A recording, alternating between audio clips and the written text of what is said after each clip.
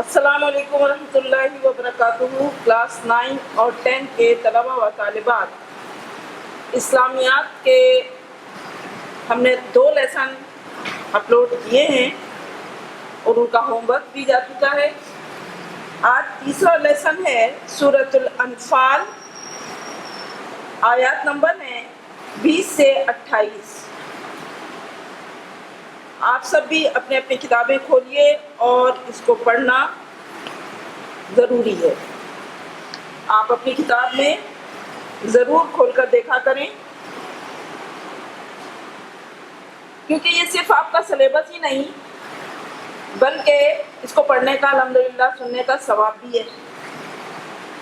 تو چلیں، ثواب بھی مل جائے گا ہم لوگوں کو۔ سورۃ الانفال میں ابتدا سے غزوہ بدر کے حوالے سے ذکر اور اللہ تعالیٰ کے بیانات آ رہے ہیں۔ آگے دیکھیں اب کیا اللہ تعالیٰ فرما رہے ہیں۔ اعوذ باللہ من الشیطان الرجیم، بسم اللہ الرحمن الرحیم۔ یا ایھا الذین آمنوا، اے لوگو جو ایمان لائے ہو۔ آمنو میم پہ زبر ہو تو جو ایمان لائے وہ ہے مراد، اور آمنو میم کے نیچے زیر ہو تو اس کا مطلب ہے ایمان لاؤ۔ ٹھیک ہے، یہ فرق ہے۔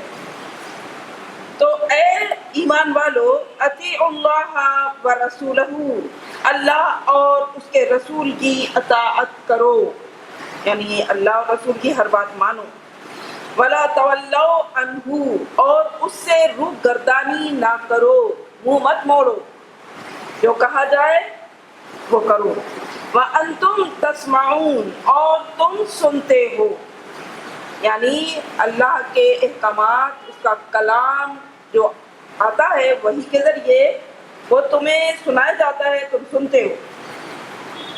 وَلَا تَكُونُوا، اور تم مت بنو کالذین، ان لوگوں کی طرح، قالوا جنہوں نے کہا، سمعنا ہم نے سنا، وَهُمْ لَا يَسْمَعُونَ اور وہ نہیں سنتے، یعنی وہ کہہ دیتے ہیں کہ ہاں ہم نے سن لیا اور در حقیقت وہ سنتے ہی نہیں، یعنی اپنی جان چھڑاتے ہیں، سننا ہی نہیں چاہتے۔ اِنَّ شَرَّ الدَّوَابِ، بے شک شر الدواب، بدترین جانور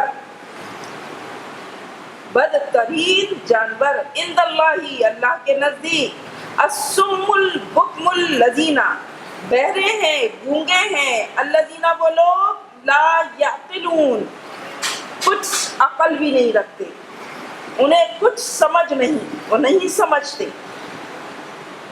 تو اللہ تعالیٰ نے ان کافروں اور مشرکوں کو یہاں شر الدواب قرار دیا ہے جو اللہ کا کلام نہیں سنتے، اللہ اور رسول کی بات نہیں سنتے، نہ اس پر کچھ دھیان دیتے ہیں، تو انہیں شر الدواب قرار دیا ہے۔ شر الدواب سے کے معنی ہے بدترین جانور، اور اس سے مراد کافر مشرک لوگ جو یعنی بڑی بڑی باتیں کرنا جانتے تھے، بڑی عقل کے معاملے میں مشہور تھے، بڑے دانشور سمجھے جاتے تھے، لیکن بے عقل تھے، کیونکہ وہ دین کی، اللہ اور رسول کی بات نہیں سنتے تھے، نہیں سمجھتے تھے، اس لیے۔ وَلَوْ عَلِمَ اللَّهُ، اور اگر جانتا اللہ تعالیٰ، فِيهِمْ ان میں، خیرن کچھ بھلائی، یعنی اگر اللہ انہیں کچھ بھلائی دیکھتا سمجھتا، لَأَسْمَعَهُمْ تو ان کو سنواتا، یعنی وہ دھیان سے سنتے اللہ کا کلام، اللہ کی بات۔ وَلَوْ أَسْمَعَهُمْ، یہ لوگ اگر سن بھی لیں گے، وَلَوْ اور اگر، أَسْمَعَهُمْ انہیں سنا دے گا اللہ تعالیٰ، لَتَوَلَّوْا تو یہ پھر جائیں گے، روح گردانی کر لیں گے، وَهُمْ مُعْرِضُونَ یہ اعراض کرنے ہی والے ہیں، یہ پھرنے ہی والے ہیں، منہ موڑنے ہی والے ہیں۔ یا ایھا الذین آمنوا، اے لوگو جو ایمان لائے ہو، استجیبوا تم جواب دو، للہ اللہ کا، اللہ کو جواب دو، اللہ کی پکار، اللہ کی دعوت پر تم اس کا جواب دو. وَلِلرَّسُولِ اور رسول کی پکار اور دعوت پر ان کو جواب دو، یعنی اس کو قبول کر لو. جواب دینے سے مراد اسے قبول کرو. اذا دعاکم جب وہ دعوت دے تم کو، جب اللہ اور رسول تمہیں دعوت دیں، لما اس چیز کی یحییکم جو تمہیں زندگی بخشنے والی ہے. جب اللہ اور رسول تمہیں وہ دعوت دیں،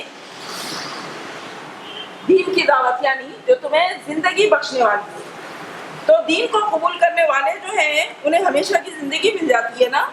وہ مر بھی جائیں تب بھی ان کے لیے بہت کامیابیاں ہیں، آخرت کی بھلائیاں ہیں. تو اس لیے کہا ہے وہ دعوت جو تمہیں زندگی بخشنے والی ہے. وَاعْلَمُوا اور جان لو ان اللہ کہ بے شک اللہ تعالیٰ یحول حائل ہو جاتا ہے بین المرء و قلبہ آدمی اور اس کے دل کے درمیان حائل ہو جاتا ہے. وَأَنَّهُ اور بے شک وہ الیہ تحشرون اسی کی طرف تم اکٹھا کیے جاؤ گے، یعنی قیامت کے دن تم اسی کے پاس اسی کی طرف اکٹھا ہوگے، اس سے بھاگ کر کہیں نہیں جا سکتے. وَاتَّقُوا اور تم ڈرو فِتْنَةً اس فتنے سے لا تُصِيبَنَّ الَّذِينَ جو نہیں مصیبت پہنچائے گا صرف ان لوگوں کو ظلموا جنہوں نے ظلم کیا منکم تم میں سے. اللہ تعالیٰ فرما رہے ہیں کہ اس فتنے سے بچو، اس فتنے اور فساد سے بچو جو صرف انہی لوگوں کے لیے مشکل پیدا نہیں کرے گا جنہوں نے تم میں سے ظلم کیا ہے، خاص طور پر، بلکہ یعنی مطلب یہ ہے کہ بلکہ اس فتنے میں پھر سب لوگ مبتلا ہو جائیں گے، اس مشکل میں مصیبت میں سب پڑ جائیں گے، جنہوں نے کیا وہ بھی اور جنہوں نے نہیں کیا وہ بھی. وَاعْلَمُوا اور تم جان لو ان اللہ کہ بے شک اللہ تعالیٰ شدید العقاب سخت سزا دینے والا ہے. تو یہاں فتنے اور مصیبت سے مراد ہے کفر و شرک کا فتنہ، کفر و شرک کی مصیبت. یہاں فتنے سے مراد ہے کفر و شرک، ٹھیک ہے. وَاذْكُرُوا اور تم یاد کرو اذ انتم جب تم تھے قلیل تھوڑے مستضعفون فی الارض تم زمین میں کمزور تھے. مستضعفون جب تم یعنی زمین میں کمزور تھے، مراد ہے کہ مکی زندگی میں ابتدائی دور میں جب تم کمزور تھے، تمہاری افرادی قوت نہیں تھی ابتدائی اسلام میں، تو تخافون تم ڈرتے تھے ان یتخطفکم الناس اس بات سے کہ تم کو اڑا نہ لے جائیں، اچک نہ لے جائیں لوگ، یعنی تم کو مٹا نہ ڈالیں، ختم نہ کر دیں، تم اس بات سے ڈرتے تھے.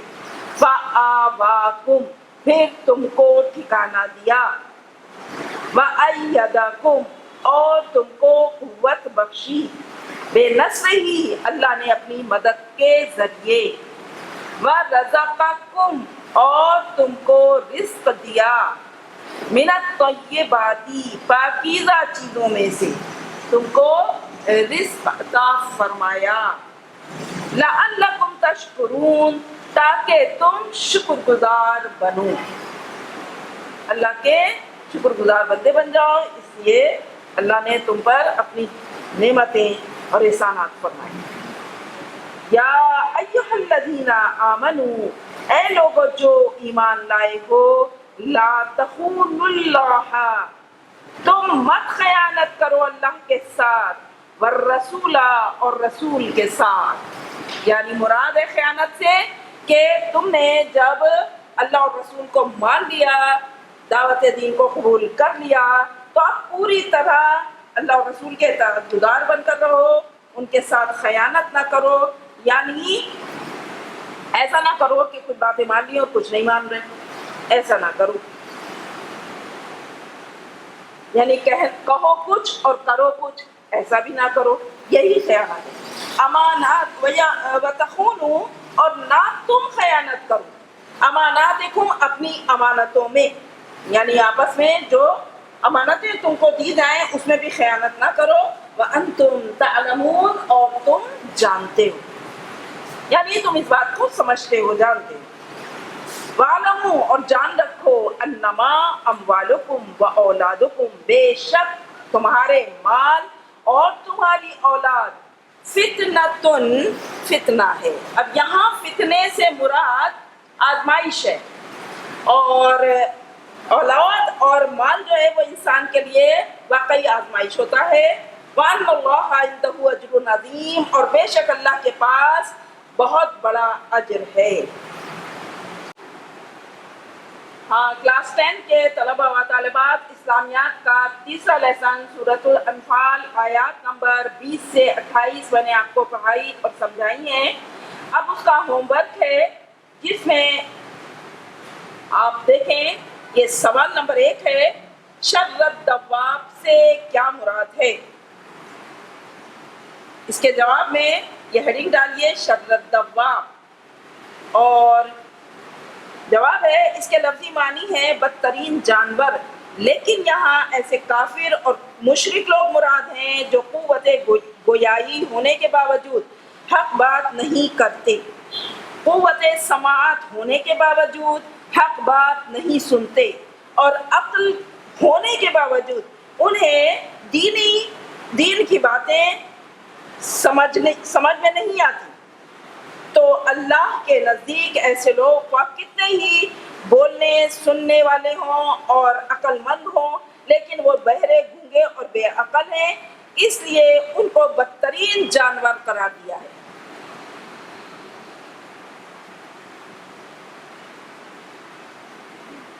سوال نمبر 2 ہے، ان آیات میں خیانت سے کیا مراد ہے؟ تو ہیڈنگ ڈال دی جواب میں، خیانت سے مراد۔ ان آیات میں اللہ اور رسول کے ساتھ خیانت سے مراد یہ ہے کہ جب تم ایمان کا دعویٰ کر چکے ہو تو پھر اس میں دھوکے بازی مت کرو، اللہ کے احکامات کو دل سے قبول کر کے اس پر عمل بھی کرو، اور رسول اللہ صلی اللہ علیہ وسلم کی بھی مکمل طور پر اطاعت کرو، اور وہ تمہیں جن باتوں سے روکتے ہیں ان سے بچو۔ اب دوسرے پیراگراف میں ہے کہ آپس میں ایک دوسرے کے ساتھ خیانت نہ کرنے کا مطلب یہ ہے کہ ایک دوسرے کی امانتوں کی حفاظت کرو، ایک دوسرے کے رازوں کی، عیبوں کی حفاظت بھی کرو۔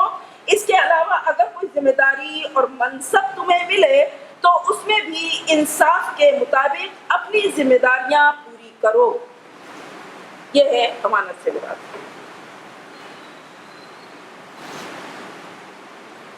اب آگے یہ کچھ آیات ہیں، ان کے ترجمے لکھنے ہیں۔ آیت نمبر 1 ہے، وَلَا تَكُونُوا كَالَّذِينَ قَالُوا سَمِعْنَا وَهُمْ لَا يَسْمَعُونَ۔ ترجمہ ہے، اور تم ان لوگوں کی طرح مت بنو جنہوں نے کہا کہ ہم نے سن لیا اور وہ نہیں سنتے۔